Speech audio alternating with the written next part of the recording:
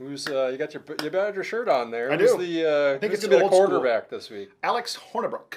You just a gut feeling, or you No, feel I think it's you got a done inside deal. info? I got a little inside info, yeah. Paul called me last night and said, I'm going with a kid I brought along from Pennsylvania, and he's going to quarterback against the Sparty, and we're going to go in there and steal one and move on to Ann Arbor in the big house. I didn't realize that you guys were on like a It's weekly call yeah, type of basis. He's like number 2 on my speed dial, so yeah, he calls me twice a week usually. Good. Does he say is Clement going to play?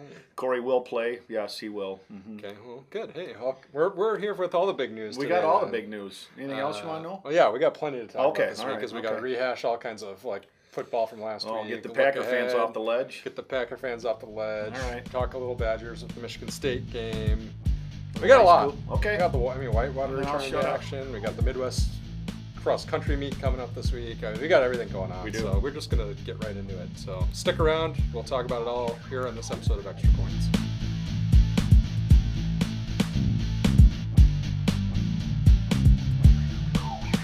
What's up, everybody? Welcome back. It's John Barry over here, and I'm Eric Schmoltz, and we get together. We're going to talk some more sports, and I just think we need to dive right into it because there's a lot to talk about this There's week. A lot. It was a very stressful weekend. Was it? Yes, very stressful. Georgia State. Good thing you survived. Yeah. Good Lord, that's terrible. We'll get to the Badgers in a second, and All right. all your in-depth knowledge with All right. you and your best friend Paul Christ, Yes. apparently. But let's rehash and look ahead on high school football this Okay. week. Obviously, the big matchup last week was Parker and Craig.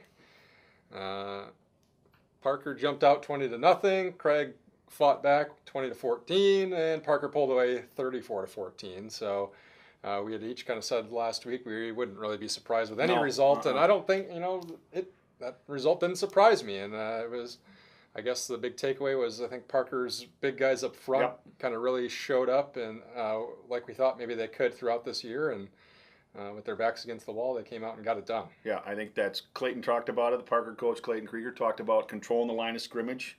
I think the Vikes were able to do that. And for the Cougars, it's just, again, the defense is so young and so inexperienced that they're just not where they need to be yet. And, they've been exposed a little bit. But, a great game. It was good to see the Cougars make it interesting, get in within a touchdown. And but I think too much DJ Vance and like you talked about, too much of the horses up front.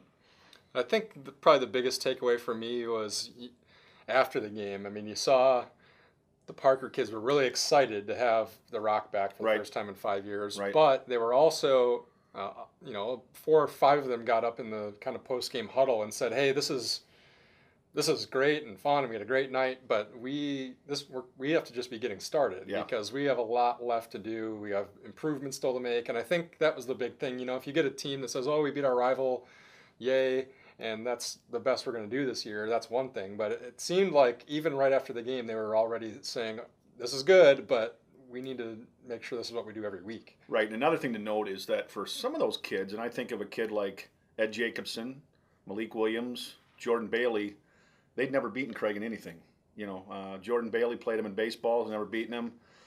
Ed and Malik both play basketball. They'd never beaten him. They said they got a JV win before, but this is a little different. Yeah, I mean, at the varsity level, they had never beaten Craig, so that is a big deal. And, that's why it's probably of all the sports, it's probably still the most heated rivalry because, so much is at stake as far as bragging rights. And, the Cougars have owned it the last 4 years, and the Vikes got it back. And, I'm sure they're hoping to hang on to it for a few years. And I guess just looking forward for the Vikings now, 2-3, they get the unenviable position of going to Middleton Friday night, though, Right. and playing a team that we thought was maybe going to be the Big 8 champs, and they're coming off a loss, so they're Right. not going to be. They're going to be a little angry probably, and I guess that'll be the true test: is how does Parker, as they said after the game, they want to keep that going. Yep. How do they look against a team that is one of the Big 8's best? Well, I'll tell you one thing, and I'm not saying they're going to go up there and steal a win because I think Middleton's just a better team. But playing on turf makes a difference for Parker. And I saw that against Madison East, and I think you're going to see that Friday night is that with the kids that they have, with Vance and Toyer and Jaden Ellis and those kids, that turf, you're a little quicker. And Vance should be able to pile up some yards. It's just I'm not sure that Parker's going to control the line of scrimmage like they did against Craig. And the 2 games that they've won, they've dominated up front. And I think the games they've lost the battle in the trenches. So Parker's got to find a way to capitalize if Middleton's going to turn the ball over or Middleton, any kind of mistakes. Parker's got to A, win the field position, B, get something from their special teams, and C, keep that defense off the field. And if they can do maybe 2 of those 3 things, they might have a chance. But it's a tough task, and Middleton is awfully good at home. I guess even if they don't win, if you can go up there and show, Right. make a competitive game as opposed to what some of these games have been early in the season, at least that will show, okay, they're on the right track. And with Right.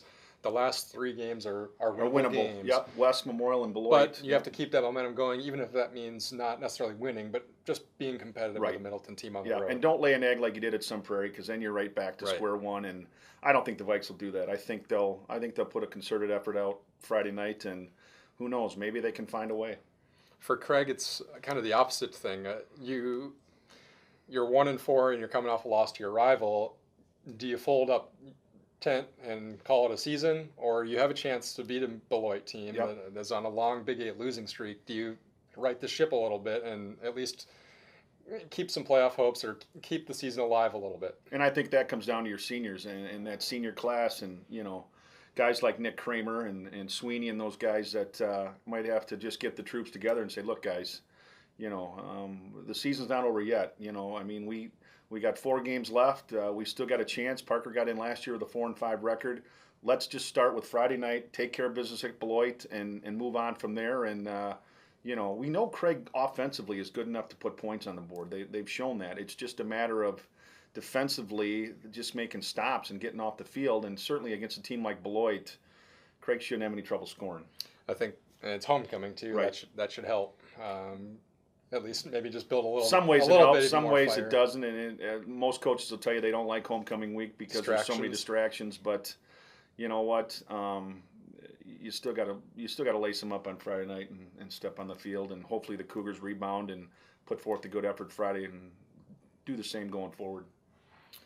To me, the biggest story elsewhere right now is the Southern Lakes, because we had a Delavan Darien team that had Badger on the ropes last week and just couldn't quite finish the game. But that would have been a heck of a win for the Comets.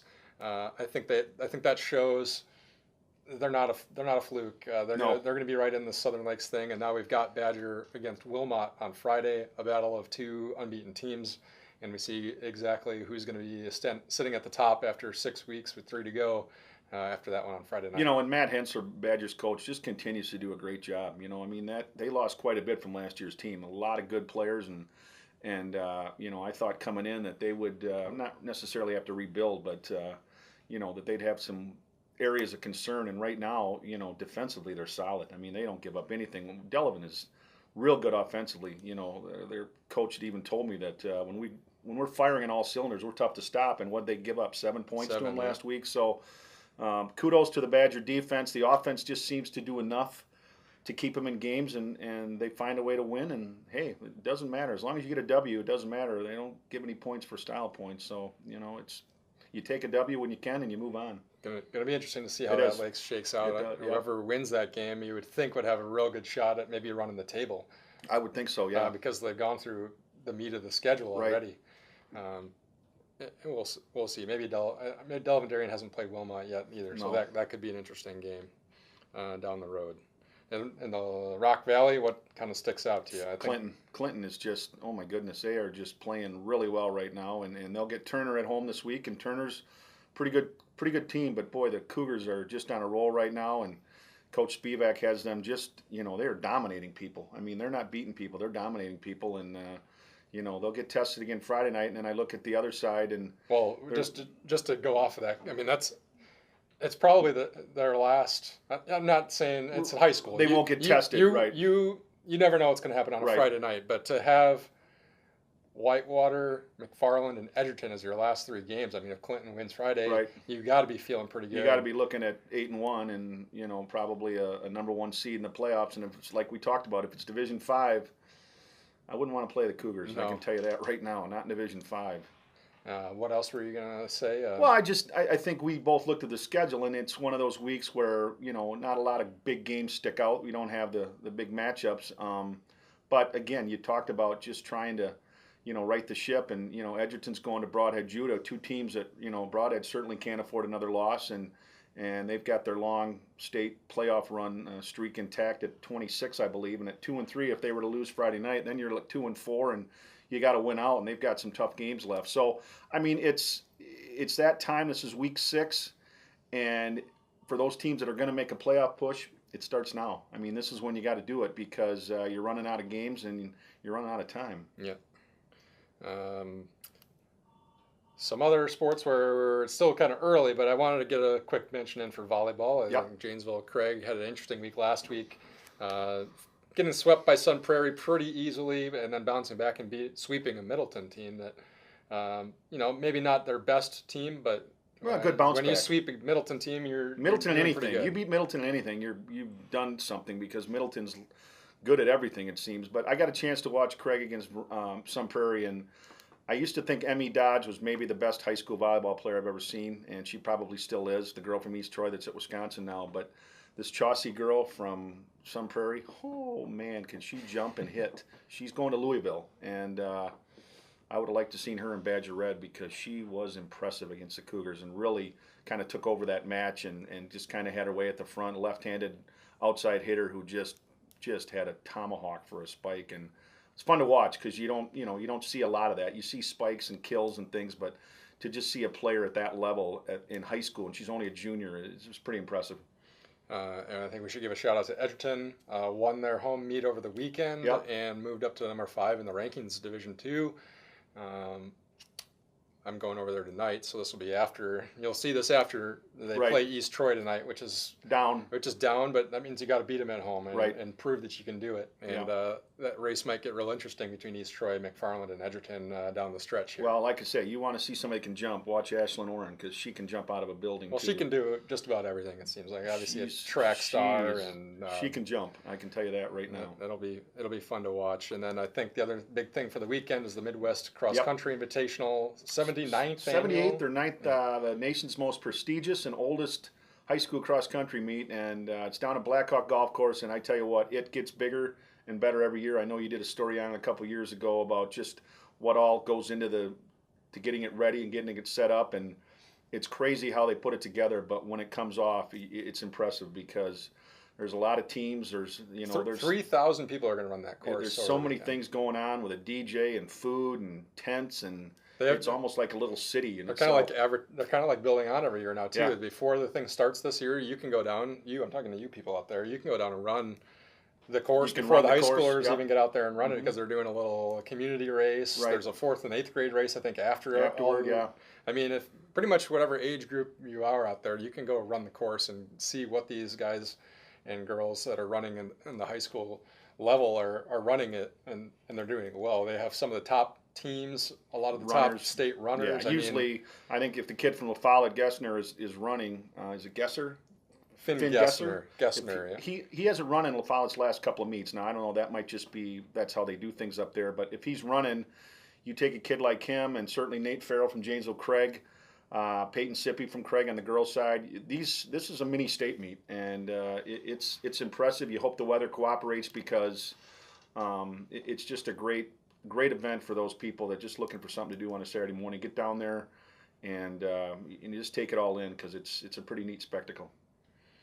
Let's cross over to the college ranks real quick. We'll mention that Whitewater is back at home. UW-Whitewater hosting Morningside, Iowa. 1 o'clock. It's an NAIA team. It is. And they kind of gave Whitewater some trouble last year. So they won't be bad. They'll be better than the first 2 they played, yes. So maybe I'll give them a little test here before the WIAC season starts, and we'll talk about that next week. But the Warhawks jump straight into the deep end in the conference schedule. Yep. So that'll be interesting to see. And as we mentioned in the preview, the Badgers, a battle of the top 10 or 12 teams in the country, depending on what kind of rankings you're looking at. Going to Michigan State this weekend, coming off a little bit of a hiccup against Georgia State. I think they got caught looking ahead. I think they were way too vanilla. They didn't show anything, and it almost came back to bite them. But fortunately, Hornibrook came in, made enough plays, and they got out of there with a win, which, again, that's all that matters. But I think lesson learned. Paul Chris said that in his press conference, and hopefully you get Clement back this week, and that opens up the running game a little bit. And I think with Hornibrook, it's a look that Michigan State's got to be a little bit more leery with because he's much more mobile than Houston is. And Bart's pretty much in the pocket, whereas Hornibrook can move on a little bit, can run if he has to, and he presents a little different challenge. But to make your first start as a collegian on the road at East Lansing is pretty big stuff. So hopefully he can handle it. And like you said, you and I talked about it. The Badgers in the next 2 weekends could go 1-1. I'd be fine with that. I would be fine. Two Michigan road yep, games. Two Michigan road games. If they could win one of them. The other thing that scares me is that like every running back except for Taiwan Deal is listed as questionable on the injury report. So, I mean, when they showed Corey Clement trying to warm up, he looked fine. He looked okay. He looked a little gimpy at the end of the runs, but I think if that had been a Big Ten game, I think he would have played. But I think when you're a 35-point favorite, you probably figure you didn't need him, and fortunately they didn't need him, but they almost did. But, yeah, I almost said it. Maybe they just go see him up Michigan at State halftime. looked good against Notre Dame. I think it was an overrated Notre Dame team to begin with, but Notre Dame came back on them at the end, and that defense that's supposed to be so good, the Notre Dame quarterback carved them up pretty good. So. They're going to have to mix it up. They're not going to be able to go in there and just run. They're going to have to mix it up and get the tight ends and the receivers involved. And like I say, just win the special teams battle, win the field position battle, and keep it low scoring and try to get out of there with a 17-13, 17-14 win and move on. This is the start of the real gauntlet for the Badgers too. Yeah, I mean, it is. This is that we talked about the crazy schedule, and this is the start of it. And it's just, I guess you just got to go out and prove that Georgia State game was a fluke, and that the first 2 games were more of what you are. I wouldn't be surprised to see both. I think we're going to see both quarterbacks at time. I think so too. I think Michigan State's preparing for that. I don't know that they're not like that much different, other than the fact that one's a righty and one's a lefty, right. But.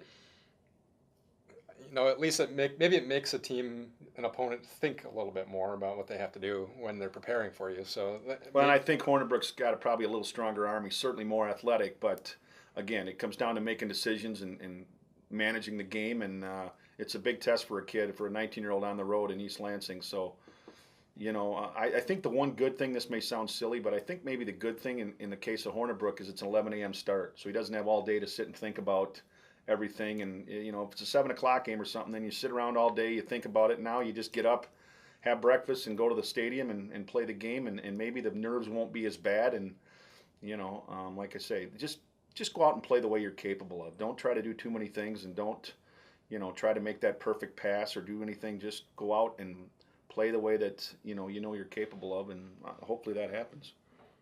Speaking of teams that are trying to figure out how to play up to their capabilities, how about the Packers over the weekend? Or I guess even the first 2 weeks, they haven't been crisp. They just look out of sorts. Rodgers just looks, and I know it's going to take time with Jordy to get things back in sync, but how many times did you see a pass the other day that, Nelson didn't turn around, or when he did turn around, the ball wasn't where you thought it was going to be, and you can just tell that Aaron's a little frustrated right now, and I think play calling has something to do with it. What'd they say? Lacey and Starks had 7 carries the first half against Minnesota, But at the end of the day, isn't the play calling on him, because he basically gets to go to the line and make the call call whatever he wants to. 4th and 1 when they didn't kick the field goal, that came back to haunt him. And then not only that, but Lacey's sitting on the sidelines. And I got a 235-pound bull that if he can't get me 1 yard, then I shouldn't be going for it anyway. But I think right now it's panic mode for some Packer fans, which it's after 2 weeks, but I think they saw a lot of this last year, and I think it's starting to build, and they're just frustrated because, let's face it, when he's on, Rodgers is one of the top 3 quarterbacks in the league, but he hasn't been on for like a year. He hasn't been on, and it just, he was outplayed by Sam Bradford outplayed him. I mean, that's crazy, and it's not all on Rodgers either. I mean, the Vikings put a lot of pressure on. The Vikings are a good team. Their defense is solid.